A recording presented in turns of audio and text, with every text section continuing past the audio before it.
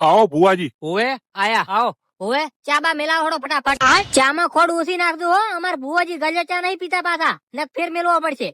અપનો ને લૂટા ગયરો માં તો દમ જ નતું, હુકી લુખવાડી હતી કે અપનો શાયરીયાની માના ફાડ ચૂપ થઈને પડ્યું રે, ને પાડા વગેરે રહી.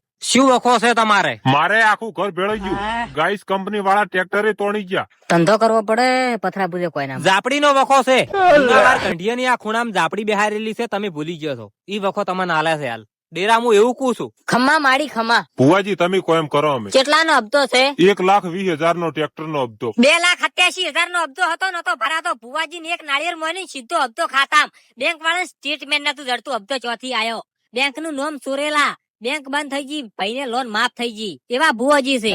ખમ્મા માડી ખમ્મા. વહુ બેટા ચાલ આય ફટાફટ. બોલો હડો, હવે શું કરવાનું છે? કરવાનું કોઈ નહીં, 12 મહિનાની બાધા ઠપકાઈ નીકળવાનું. તો આજથી 12 મહિનાની બાધા આલું છું.